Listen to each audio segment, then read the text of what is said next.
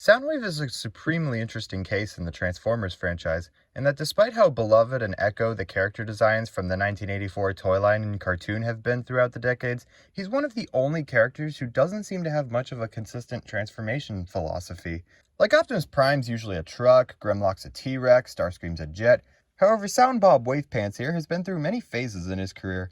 He began as a 1980s cassette recorder, and due to the dated nature of the design, it's as if Hasbro kept scrambling looking for other things for him to turn into. Which, hey, that's fine. All Soundwaves are valid. But there was always this tiny selfish part of me that kinda wanted a generation-scale update of Soundwave that actually did turn into that iconic cassette recorder mode. And for years I just accepted that we'd never get one. So I went and bought the Siege figure, thinking that that was the best we would ever get. Then like 1 year later, they went, "Psych! Here's the one you want!" And I bought that figure too, like the consumerist sucker I always knew I'd one day become.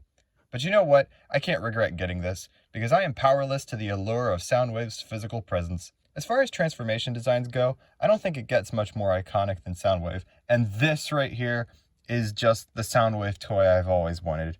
The first thing that absolutely grabs my heart about this figure is the red light piping on his visor, which I do prefer to the Siege version's yellow visor. It just gives him that much more mystique and menace. Netflix Soundwave just is what I've always wanted in a Soundwave toy. If you told me 3 years ago to think of the perfect generation Soundwave, it would basically be this. It has everything I could have wanted. As accessories go, Soundwave comes with the usual stuff. He comes with these two cannons, one of which goes in the shoulder to complete the look. And he also comes with this foldable pipe gun thing.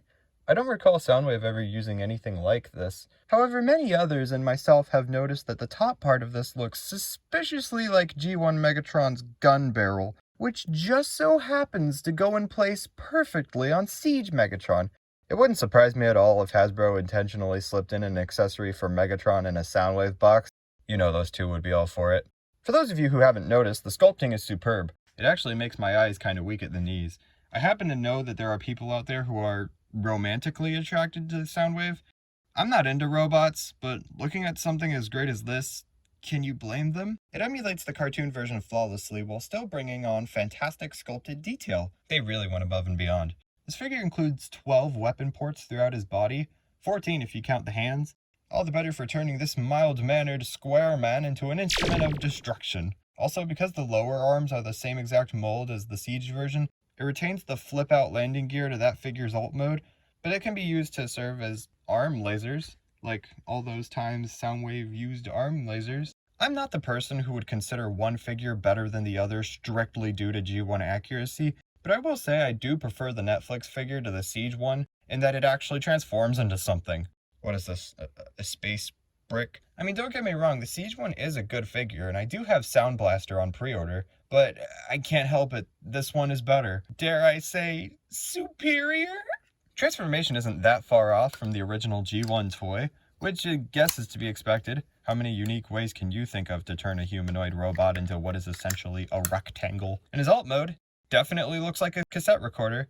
As I say, this is basically just a shape, but it's definitely an iconic and easily lovable shape. I find it very interesting that Soundwave has such a timeless design that was inspired by kind of a dated alt mode, but I love it all the same. And no, I'm not going to do that thing where I find an excuse to be condescending to young people who might not immediately grasp what this is for the sake of a cheap joke. Hey kids, did you know that before we had cell phones, we had to read books? Kids don't know what books are. Time to go hit on a waitress in front of my wife. Look, I get why Soundwave hasn't stayed a cassette recorder these past 37 years, but to me, it always was the alt mode that made the most sense for him. He usually has small, specifically shaped companions coming out of his rectangular chest. His name is a reference to Soundwaves. And plus, I always loved the fact that out of all the Decepticons on Megatron's team, the only competent one was the cassette recorder. The only problem with my figure is that it's very stubborn on when it wants these bottom flaps to peg into the sides. And I haven't found a way to remedy this, but they can be folded away due to transformation, I guess. It's definitely not much of a problem, and it can easily be ignored. His weapons can be stored in the back here, and as is to be expected for a wave man of this caliber, he can expel his animal companions by opening his chest, activated by pushing this button. Sometimes. This feature tends to work better on the cassette figures that were released with Soundwave. Speaking of which, Laserbeak and Ravage. Just for fun though, let's also throw in Ratbat and Frenzy. Oh, I'm sorry, Rumble. Hey, should I make a joke about which one is red and which one is blue? I don't think anyone's ever done that before. If you're curious though, yeah, like 99% of the planet, I think of Rumble as being the blue one. But you know what? I'll play along here. At this scale, I'd say these are actually really good for what they are. Just good little companion pieces to serve as Soundwave's little buddies. I will say though that Ratbat has a hard time standing up, and both he and Rumsey just fit into Soundwave's chest without 1 cubic millimeter to spare. I'd say Laserbeak is my favorite out of the 4 because of how fun and simple it is to transform, but they're all good little representations of their older counterparts. Laserbeak at least deserves his own little Energon treat. Ravage looks kind of like a brick with disproportionately skinny legs, and is a bit chunkier than he's usually depicted. Garfield, you fat cat. You are so big and fat. Why are you so fat? I eat, John. It's what I do.